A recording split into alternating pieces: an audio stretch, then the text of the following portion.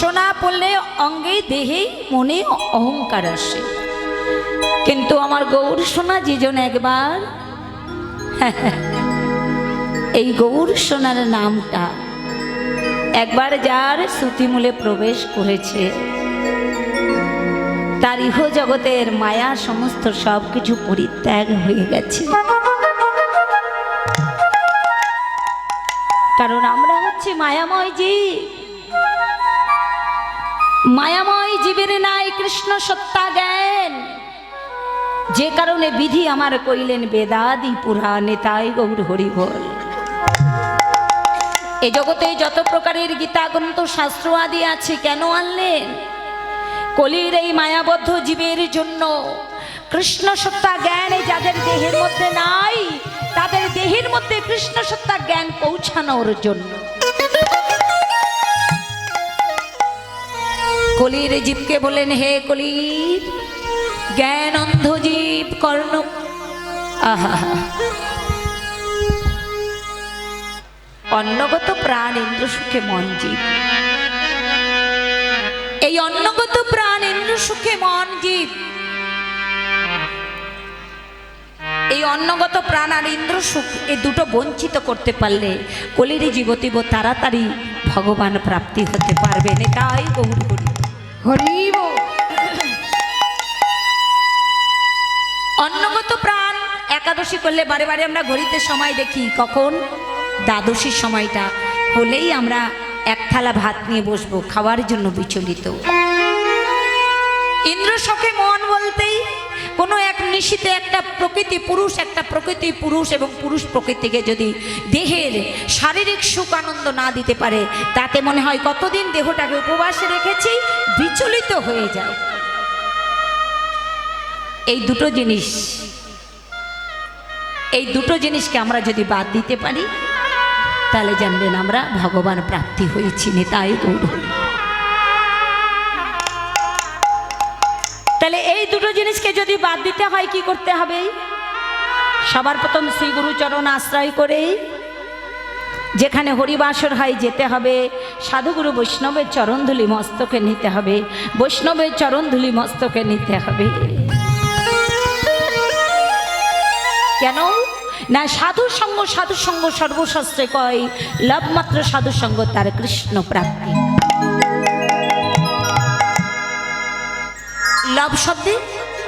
লাভ শব্দের একটা ছোট্ট কিঞ্চিত সময়, যে সময়টা শস্যের দানা চাইতেও ছোট, ওই কিঞ্চিত সময়ও যদি কেউ সাধুর সঙ্গ করতে পারে, তাহলে জানবেন তার এই মানব জন্মটা ধন্য হলো। এই জন্মটা আমাদের তখনই ধন্য হয়। তাহলে এই মানব জন্ম, এই মানব দেহটাকে মহাপ্রভু কি বললেন সনাতনের কাছে? দেখুন, জানো সনাতন, পৃথিবীতে যা কিছু আছে সব কিছু হচ্ছে সুলভ, একমাত্র দুর্লভ হচ্ছে আমার এই হরি ভক্ত। অর্থাৎ যে দেহতে হরিকে ভজনা করা যায়, সেই দেহটাকেই বললেন দুর্লভ। আর যা কিছু আছে সব হচ্ছে সুলভ, কারণ সুলভেই কখনো হরি ভজন হয় না। দুর্লভ জন্মে সব করা যায়, আর সেই দুর্লভ জন্ম আজকে আমরা পেয়েছি। এই দুর্লভ জন্ম পেয়ে আমরা হরিকে ভজনা করলাম না, সাধুর সঙ্গ করলাম না, হরিবাসরে গেলাম না, কোনো গ্রন্থ আদি পাঠ করছে কোথাও কানে শুনেও আমরা সময়টাকে টিভির মধ্যে দিয়ে দিলাম, কিন্তু গেলাম না। তাতে কি আমাদের কিছু পাওয়া হবে? মা, সাধুর সঙ্গ করতে হবে। নরোত্তম ঠাকুর একটা ছোট্ট গানের মধ্যে বললেন, বাবা আমি করতাম যদি সতের সঙ্গ, আমার গৌর রাখতো আমায় ভালো। আমি করিতাম যদি সতের সঙ্গ, গৌর রাখিত আমায় ভালো। আমি করিতাম যদি সতের সঙ্গ, আমার গৌরের আগে তো আমার ভালো। আমি করিতাম যদি সতের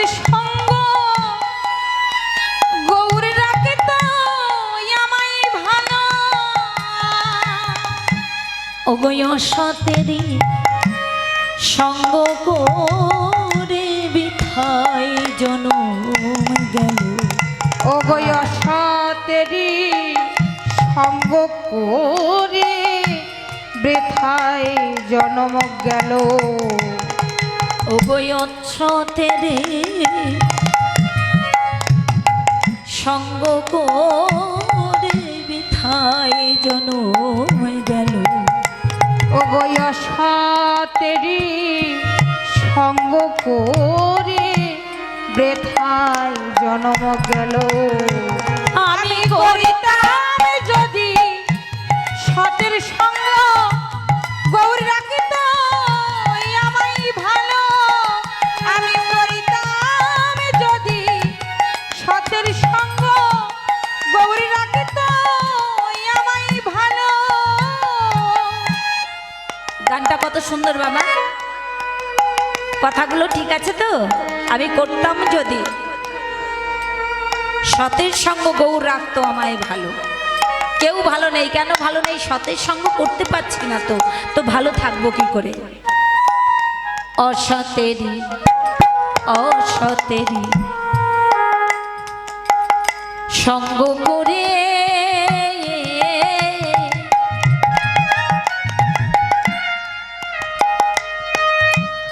অসতেরি অসতেরি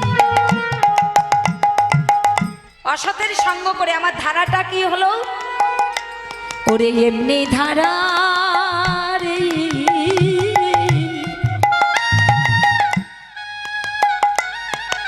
ওরে মাকাল দেখতে বড়ই ভালো। অসতের এমনি ধারা, মাকাল দেখতে বড় ভালো। মায়েরা মাকাল ফল চেনো? চেনো মাকাল ফল? চেনো তোমরা? দেখেছো কখনো? শুনেছো? কেমন বলো তো? বলে উপরে তারে হাত দিচ্ছ কেন? নষ্ট হয়ে যাচ্ছে। আহা উপরে তার বড়ই সুন্দর, ভিতরে তার কালো। আমি করতাম যদি সতের সঙ্গ গৌরাক্ত আমায় ভালো। সাউন্ডটা বসিয়ে দিচ্ছ। আমি করিতাম যদি সতের সঙ্গ গৌর রাখিত আমায় ভালো। আমি করিতাম হরি বল হরি বল হরি বল। সতের সঙ্গ গৌর রাখিত আমায় ভালো। তাহলে এবার বলুন, অসতেরই এমনি ধারারে ওরে মাকাল দেখতে বড় ভালো। মানে মাকাল ফলের উপরে দেখতে সুন্দর আর ভিতরে কি কালো। তাই অতীব দেখতে সুন্দর মানুষ হলেই যে তার মনটা ভালো হয় সেটা কখনো হয় না। তাই গৌর হরি বল। হরি বল হরি বল। নরোত্তম গোসাই আর কি বললেন? দেহ জমির একটা নাঙল,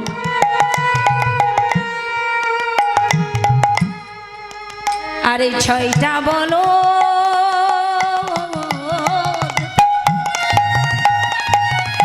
এই যে দেহ জমির একটা নাঙল আর 6টা বলদ, তথাপিও দেহ জমির আবাদ নাহি হলো।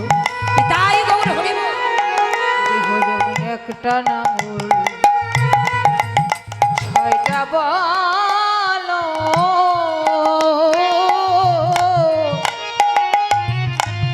তাহে আবাদ নাহি হলো। দেহ জমির একটা নাঙল 6টা বলদ আবাদ নাহি হলো, তবুও ফসল হলো না। হবে কি করে? ওগো ঘরের বীজ বাইরে বুনে, ঘরের বীজ বাইরে বুনে, ওগো ঘরের বীজ বাইরে বুনে, ঘরের বীজ বাইরে বুনে, কাঁদিতে জনম গেল করতাম যদি সতের সঙ্গ গৌর বাসিত আমায় ভালো। আমি করিতাম যদি সতের সঙ্গ গৌর বাসিত আমায় ভালো। আমি করিতাম যদি সতের সঙ্গ গৌর বাসিত আমায় ভালো। দত্ত গানটা, গানটার মধ্যে কত রকম ব্যাখ্যা লুকিয়ে আছে দেখুন। আবার কি বলছে, আবার কি বলছে, দেহ জমির একটা নাঙ্গল ছটা বলদ, তথাপিও আবাদ নাহি হলো, ফসল হলো না। হবে কি করে? ঘরের বীজ যদি কেউ বাইরে বনে, তাতে কি অঙ্কুর হবে বীজে? আর অঙ্কুর না হলে বৃক্ষ হবে না, বৃক্ষ না হলে তার কাছে ফুল বা ফল আশা করা এ বৃথা। তাই গৌর হরিব। হ্যাঁ, আহা উহু ওরে জইলা মোলাম রে,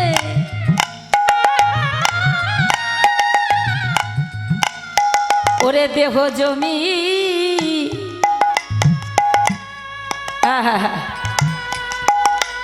অনল কেবা লাগাইয়া গেল। বাবা আহা উহু, আহা উহু, আহা উহু জইলা মোলাম রে, ওরে অনল কে লাগাইয়া দিল।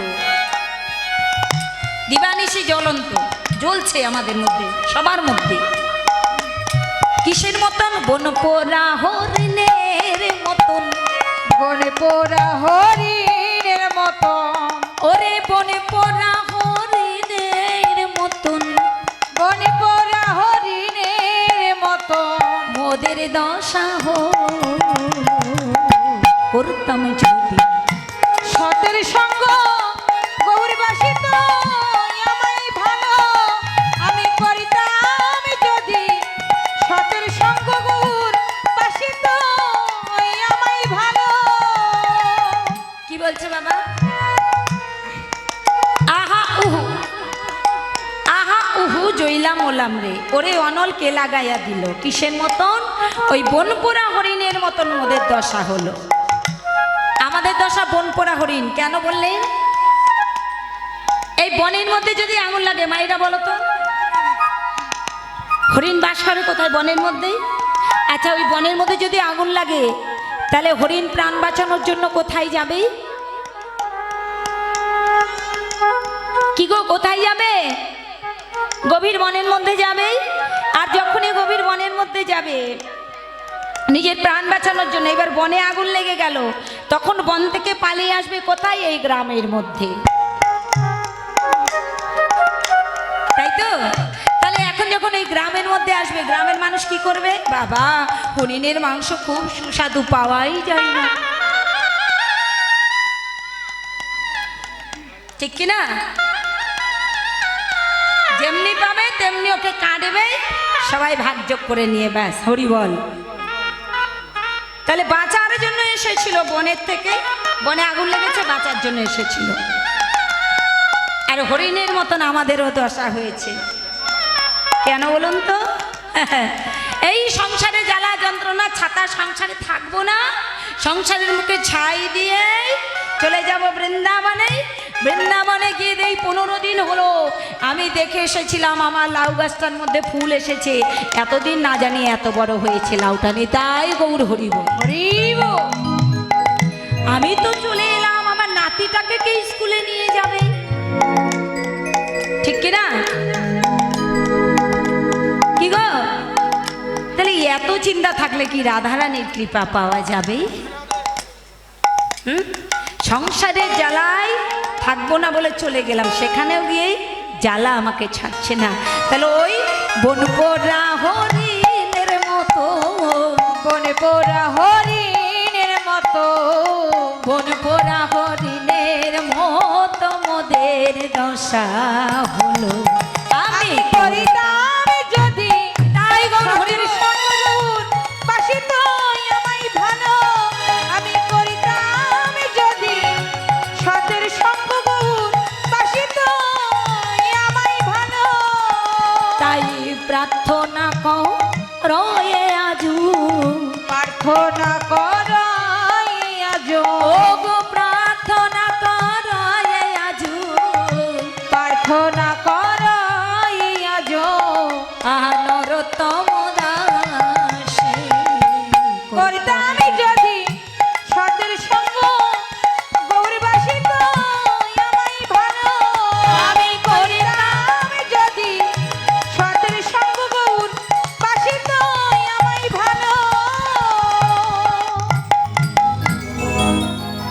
ভগবান গৌর হরি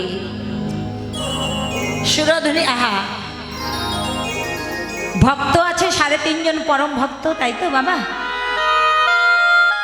মায়েরা শোনো, এখানটা একটা মায়েদের গানের কথা আছে। রায় রামানন্দ, স্বরূপ দামোদর, স্মৃতি মাইতি আর মাধবী 3.5 জন পরম ভক্তির মধ্যে ভগবান রায় রামানন্দকে সঙ্গে করে নিয়ে গোদাবরীর তীরে গেলেন। আর গোদাবরীর তীরে গিয়ে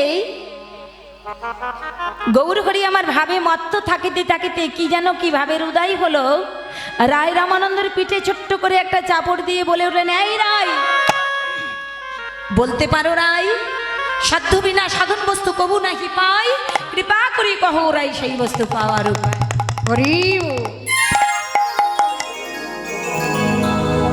রায় রামানন্দ বলছে, প্রভু গো, যা যা তুমি জানো তাই আমি জানবো কেমন করে। মহাপ্রভু আমারে বলছে, শোনো রায় রামানন্দ, এমনটাও তো হতে পারে যেটা তুমি জানো সেটা হয়তো আমি জানি না। সবাই তো সবকিছু জানে না। রায় রামানন্দ বলছে, প্রভু তুমি অনন্ত লীলার অধিকারী। যতই হই আমি অনন্ত লীলার অধিকারী, এমন কিছু কিছু কথা আছে যেটা তুমি জানো আমি জানি না। তুমি সর্বৈশ্বর্যপূর্ণ ভগবান, যতই হই আমি সর্বৈশ্বর্যপূর্ণ ভগবান। তোমার ইশারা ছাড়া গাছের একটা পাতা নড়ে না, মাটিতে পড়বার সাহস পায় না, সব ঠিক আছে। আমি ভক্তির বদন থেকে ভক্তির কথা শুনতে চাই, শুধুমাত্র ভক্তের বদন থেকে আমি ভক্তির কথা শুনতে চাই। বলো বলো রায়, আমি আমার নিজের কথা নিজে বলে নিজে শুনে সুখ পাই না, আনন্দ পাই না। আমারই কথা আমি তখনই শুনে আনন্দ পাই যখন আমার ভক্তরা চিত্ত শুদ্ধি করে নিষ্ঠা ভাব ভরে এই হরি কথাকে পরিবেশন করেন। তাই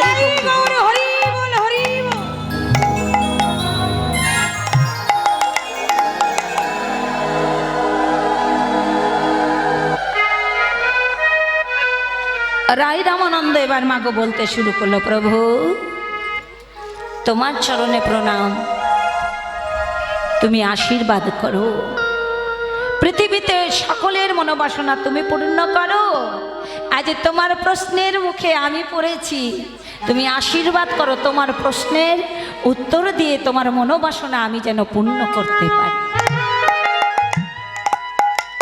ভগবান প্রশ্ন ছুড়েছে ভক্তের উপরে, ভক্ত উত্তর দিচ্ছে, প্রভু শুনেছি পৃথিবীতে ভক্তি যার ভগবান তার, ভগবান তাই এবে ভক্তি কারে বলে দেখি বিচারিয়া, দেখো বিচারিয়া। বৈবত্য বিলাসের তত্ত্ব কথাই এবার আমি কহিব ভাঙিয়া ভাঙিয়া। এবে ভক্তি কাকে বলে দেখি বিচারিয়া, বৈবত্য বিলাসের তত্ত্ব কথা এবার আমি কহিব ভাঙিয়া। অনঙ্গ হইতে ভক্তির লাবণ্য বাড়ায়, বুঝিবে সে রসিক জন অন্যের বোঝা দেয়নি। তাই গৌর বিশেষ করে আমার মতো মূঢ়ের বোঝা দেয়। অনঙ্গ হইতে ভক্তির লাবণ্য বাড়ায়, ভক্তি থেকে লাবণ্য আসে দেহের মধ্যে, সৌন্দর্য বৃদ্ধি পায়। কখন? যখন ভক্তির উদ্গম হয়, ভক্তির জন্ম হয়। কোন সময়টা? 12 বছর 3 মাস বয়স থেকে 50 বছর বয়সের মধ্যে শ্রী গুরু চরণ আশ্রয় করে নিজেকে ভজনের পথে অগ্রসর করে দিতে হয়। এই 12 বছর 3 মাস বয়স থেকে 50 বছর বয়স পর্যন্ত সেই সম্বল শক্তি বুদ্ধি সব থাকে, ভগবানকে সেবা দেওয়ার বস্তুটা দেহের মধ্যে থাকে। 50 বছর বয়স যখন মানবের পূর্ণ হয়ে যায়, হাজারো চেষ্টা করলেও আপনি গৌর গোবিন্দ সেবা দিতে পারবেন না। হরি বল। আসল সেবার বস্তুটা, প্রকৃত ভগবান যে বস্তুটা ভালোবাসে সে বস্তুটা তখন আর থাকে না। তাই মানবের কর্তব্য এই 12 বছর 3 মাস সকালবেলা কৃষ্ণ ভাজি, অর্থাৎ শিশুবেলায় কৃষ্ণ ভাজে কৃষ্ণ পাওয়ার আসে, যৌবনেতে কৃষ্ণ ভাজে কৃষ্ণ আসে বা না আসে, আর বৃদ্ধকালে কৃষ্ণ ভাজে জমের তর আসে। তাই দয়া করে এই 12 বছর 3 মাস বয়স থেকে 50 বছর বয়সের মধ্যে আপনারা যে যা করার করবেন। হরি বল। দেখবেন 12 বছর 3 মাস বয়স থেকে লাবণ্যতা বৃদ্ধি পায়। বললাম না, ভক্তি থেকে লাবণ্যতা বৃদ্ধি পায়। বজিবেশে রসিক জন অন্যের বোঝা দায়। যখন 12 বছর 3 মাস হয় আপনাদের ছেলে মেয়েরা দেখবেন, দেখছেন তো তাদেরকে আস্তে আস্তে দেখতে দেখতে তারা যেন সুন্দর হয়ে উঠছে। কেন না, তখন থেকেই একটু একটু করে গৌর গোবিন্দ সেবা দেওয়ার বস্তুটা তার দেহের মধ্যে সৃষ্টি হতে শুরু করে। একটু একটু করে দেহের মধ্যে সৃষ্টি হতে শুরু করে। তার জন্য দেহের মধ্যে লাবণ্যতা বৃদ্ধি পায়, সৌন্দর্য বৃদ্ধি পায়। তাহলে ভক্তি পৃথিবীতে সকলের মধ্যে আছে। মহাপ্রভুকে বলছে রায় রামানন্দ প্রভু, পৃথিবীতে ভক্তি সবার মধ্যে আছে। হরি কেমন ভাবে আছি? ধাতুরূপে প্রতি দেহে ওগো বইছে হরি শক্তি, ইহাকে যে ধারণ করে তারে বলি ভক্তি। কথাটা কি বললো? ধাতু রূপে প্রতি দেহে বইছে হরি শক্তি, ইহাকে যে ধারণ করে তারে বলে ভক্তি। নিতাই গৌর। প্রত্যেকটা মানবের দেহের মধ্যে ধাতু রূপে হরিশক্তি বইছে, যার বাসস্থানকে বলা হয় ব্রহ্মদল। এই ব্রহ্মদলে হচ্ছে তার বাস। নিতাই গৌর হরি বল। ধরে রাখতে হবে। ওমা, অসুস্থ হয়েছো, শরীর খারাপ, কবিরাজের বাড়ি গেলে একটা মাদুলি দিল, বললো গলাতেই কোমরে নইলে হাতে ব্যবহার করবে। তুমি যদি ওই মাদুলিটাকে নিয়ে এসে বিছানার তলে রেখে দাও, তুমি রোগ থেকে কি মুক্তি পাবে? পাবে না। রোগ থেকে মুক্তি পেতে হলে তোমাকে মাদুলিটা ব্যবহার করতে হতো, ধরে রাখতে হতো। ঠিক তেমন হরিশক্তিটাও ধরে রাখতে হয়। শ্রী গুরুচরণ আশ্রয় করে গুরুদেবের কৃপা বলেন তাই গৌর হরিব। এখানটা গুরুদেবের একটি গান গাইব, আপনারা ছোট ছোট করেই পরে তালি করবেন। কেমন? গুরু ভজরে ওরে সোনার চাঁদ, দিল দুনিয়ায় উঠলে তুফান, ওরে কে দিবে আশা ও মন গুরু ভজরে। সবাই পরে তালি দেবে। তোমরা গুরু ভজরে ওরে সোনার চাঁদ, দিল দরিয়ায় উঠলে তুফান, কে দিবে আসানি তোমরা গুরু ভজরে। ও মন গুরু ভজরে ওরে সোনার চাঁদ, দিল দুনিয়ায় উঠলে তুফান, কে দিবে আসান ও মন গুরু ভজরে।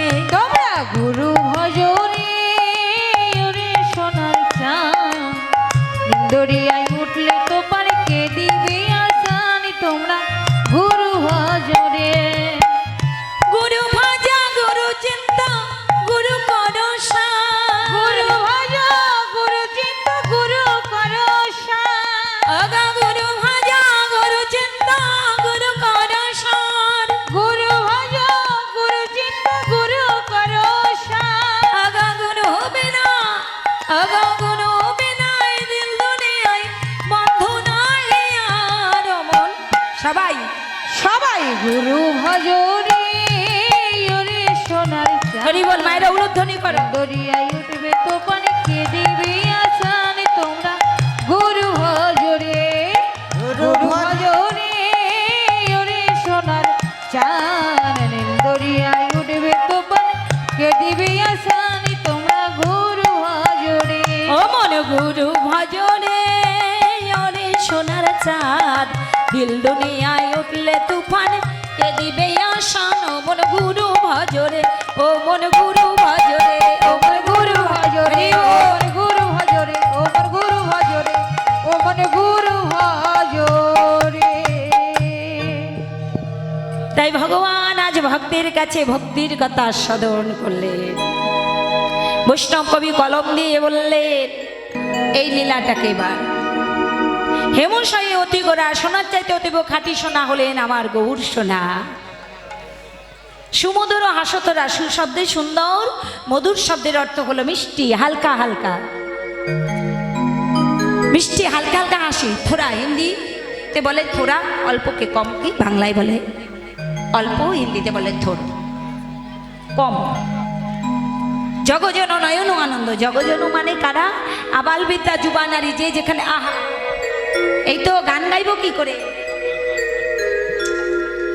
জগজন নয়ন আনন্দ, জগজন কাদের বলছি? এই আবাল বিদ্যা যুবা নারী যারা যারাই আমার গৌরকে ভালোবাসে, আপন হৃদয় মন্দিরে রেখে কান্তারূপে আমার গৌর হরিকে ভজনা করে, যে জনে তার জীবন যৌবন মন প্রাণ সব আমার গৌর চরণে অর্পণ করে। হে গৌর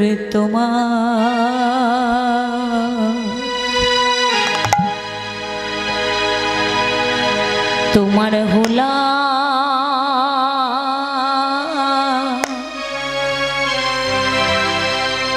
ওগো হলাম আমি,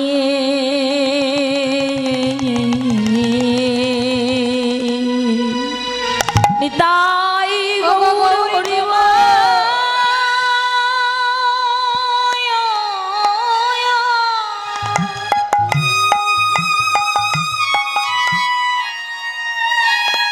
তোমার হোলা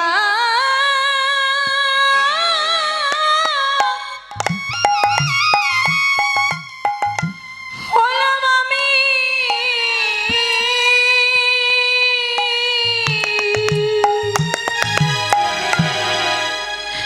প্রাণী গৌর তোমার হরিব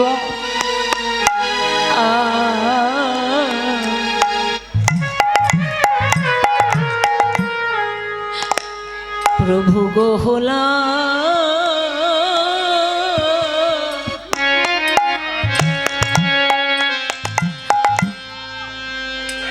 ও গো হোলা আমি,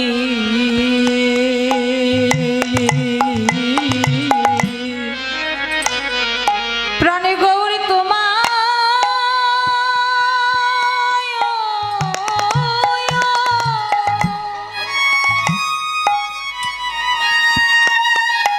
তোমার হোলা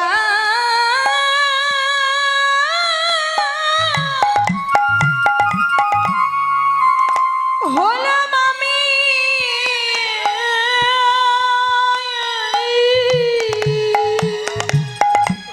প্রভু গো তুমি তুমি বিনা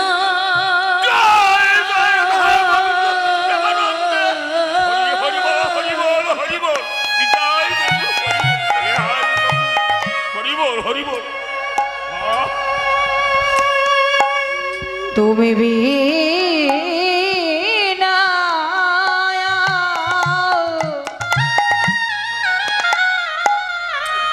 আর কে আছে আমার,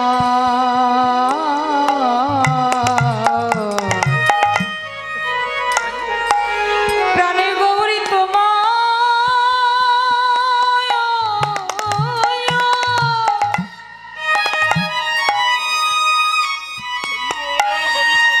তোমার হলো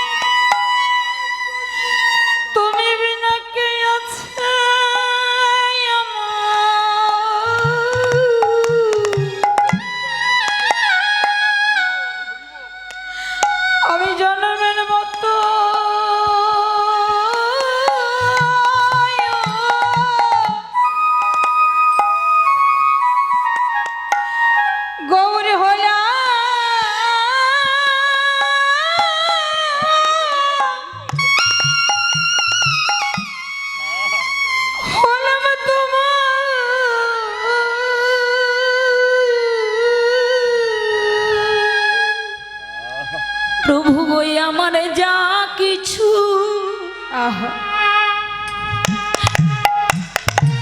আমার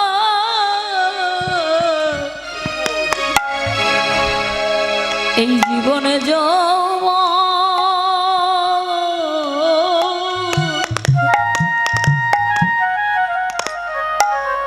আমি সবে তোমায় দিলাম, এবারে তুমি আমায় তোমার করে নাও গো। আমার জীবনে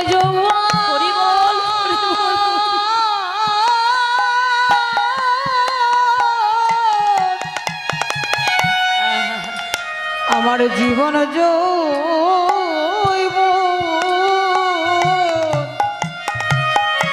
আমি তোমায় দিলাম, গৌর তোমায় আমায়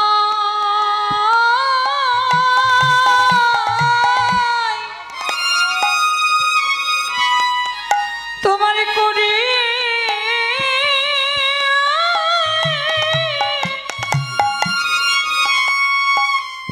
নাও গো।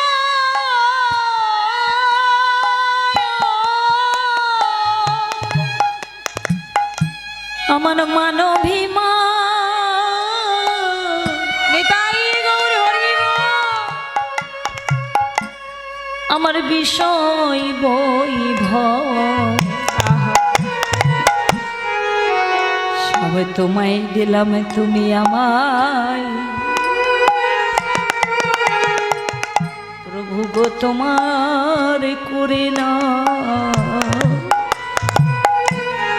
আমার মানভিমান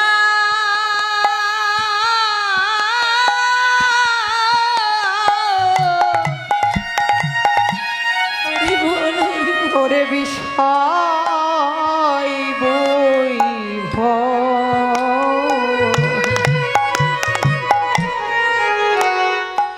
তুমি আমায় তোমার প্রভু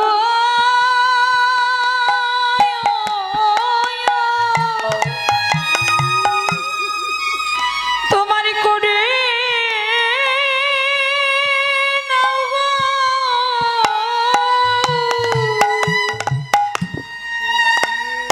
আমার এই জীবনে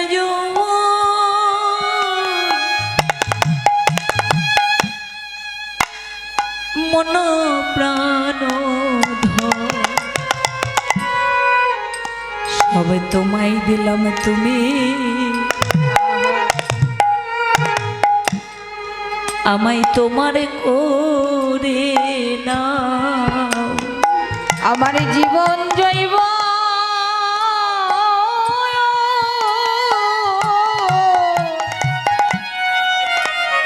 এই বিষয় বৈভব আমি তোমায় দিলাম, তুমি আমায় তোমার করে করে নাও গো।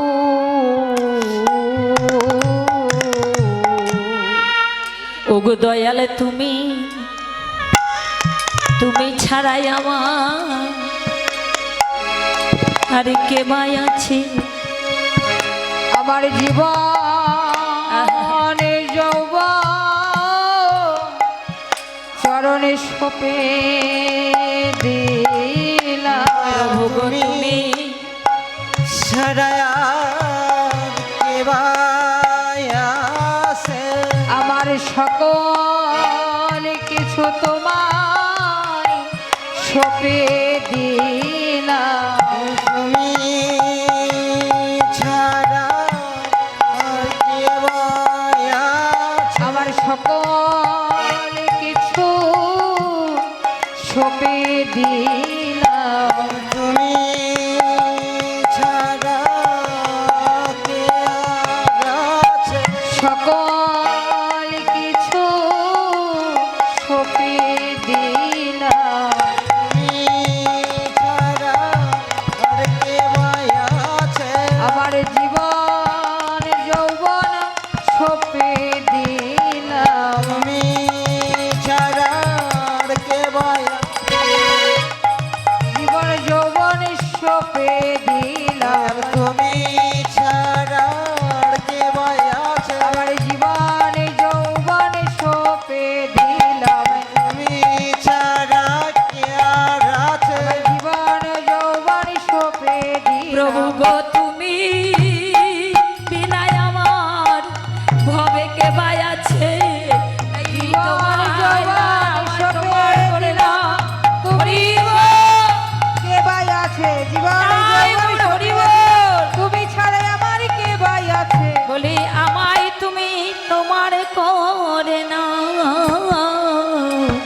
তুমি প্রভু গো। ছাড়াই আমার আরে কেবাই আছি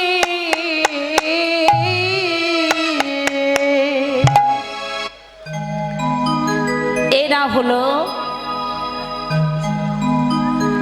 আবাল বৃদ্ধা যুবা নারী গৌরকে কান্তা রূপে হৃদয় মন্দির মাঝে রেখে ভজনা করে গৌর চরণে সর্বস্ব সব আমিত্ব বস্তু আমিত্ব ধন গৌরের চরণে আত্মসমর্পণ করে দিয়ে চোখের জল দিয়ে গৌরের চরণ ধুয়ে বলে, হে গৌর হরি, এ জগতে সবার সময় আছে, আমার তুমি ছাড়া আর কেউ নাই। তাই আমার যখন শেষের সময় আসবে, নিদানের সময় আসবে, তুমি আমার হাতটাকে ধরে ভবসিন্ধুটা পার করে দিও। সেই ভগবানের ভক্ত যারা, তাদেরকেই বলা হয়েছে জগজন নয়ন আনন্দ। তাদের আনন্দ হচ্ছে কেন? গৌর দর্শন করে। তার সঙ্গে আমার গৌরের আনন্দ হচ্ছে কেন? ভগবান ও ভক্ত স্বরূপ ভক্ত বদন দর্শন করেই দ্বিগুণ আনন্দ পায়। তাই দ্বিগুণ আনন্দ উপলব্ধি করছে। আর গৌরের রূপটা তখন কেমন হয়েছে আনন্দে, যখন আত্মহারা কিবা পিরিতি মরতে গিয়ে রূপে সর্বধার ওই ছন প্রতি অঙ্গ বন্ধ আজকে নবদ্বীপ চন্দ্র আজকে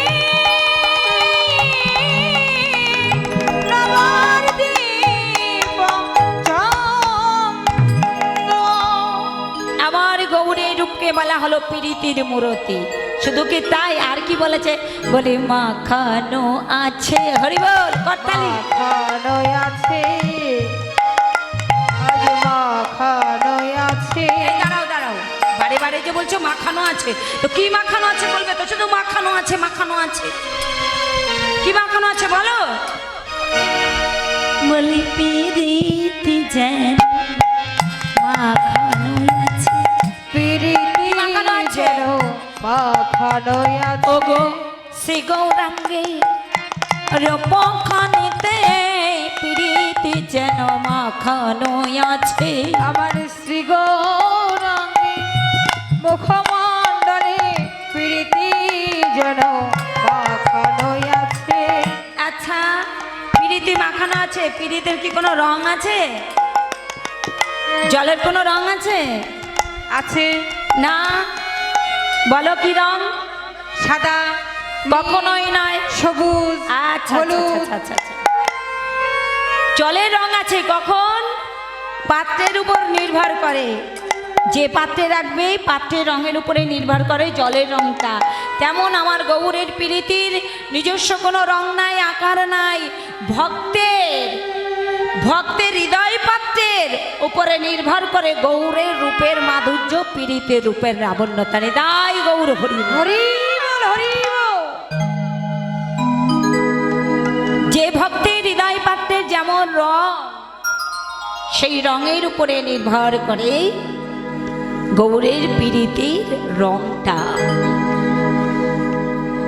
এই মধ্যাহ্ন সময়ে গৌর হরি তিনি তো পুরুষ, কিন্তু প্রকৃতি স্বরূপা, মানে রাধারানীর ভাব, অর্থাৎ রাধা ভাবে বিভোর হয়েছে, ভক্তভাবে ভগবান ভক্তভাবে বিভোর হয়ে মধ্যভর দুপুর বেলায় কি করলেন? এই যে কীর্তন মিডিয়া দাদা, খুব ভালো দাদা আছে, সবাই চলে গেলে এটা যাবি না, এটা থাকবি। খুব ভালো, এনার চ্যানেলে ভালো ভালো কীর্তন আছে। কীর্তন মিডিয়া টিম লিখবেন, অনেক কীর্তন আসবে, আপনারা শুনবেন। আমাদের অনেক কীর্তন ছাড়া আছে আমার ইউটিউব চ্যানেলে কি কীর্তন মিডিয়া 10 সকল সনাতন ধর্মে যত বড় বড় কীর্তনীয় আছে কীর্তন হয়েছে, নাম কীর্তন, লীলা কীর্তন। এই যে কীর্তন মিডিয়া এই চ্যানেলটি, সকল কীর্তনীয়দের কীর্তন এই ইউটিউব চ্যানেলে পাবেন আপনারা। সনাতন ধর্মীয় অনুষ্ঠান ইউটিউব চ্যানেল কীর্তন মিডিয়া, আপনারা সাবস্ক্রাইব, নতুন নতুন কীর্তন আপনারা সাবস্ক্রাইব করবেন এবং অষ্টকালী নীলা কীর্তন, গীতা পাঠ, মহানাম যজ্ঞ অনুষ্ঠান, এক নাম নীলা কীর্তন, আপনারা সকলেই ওই চ্যানেলে সাবস্ক্রাইব করবেন গীতা পাঠ, ভাগবত পাঠ সকল কিছু এই চ্যানেলে দেখতে পাবেন। এবং সকলেই দেখবেন এবং বেশি বেশি করে শেয়ার করবেন, যেন সকলের মাঝে দাদা আরো ভালো ভালো কীর্তন আপনাদেরকে উপহার দিতে পারে। কীর্তন মিডিয়া সকল ভক্তগণই এই চ্যানেলটি দেখবেন। হ্যাঁ, তো গৌর হরি বল। হরি বল, হরি বল। আমার এই দাদা আমার অনেক কীর্তন সেরেছে বাবা। আমার এই কীর্তন মিডিয়া 10 লেখলে বহু কীর্তন, আমার কীর্তন, অন্যান্য কীর্তনের কীর্তন, বাউল গান, কবি গান, শব্দ গান, লীলা কীর্তন, নাম কীর্তন, অনেক কিছু পাবেন। আপনারা এই চ্যানেলটা সাবস্ক্রাইব করবেন, এটা আমার অনুরোধ।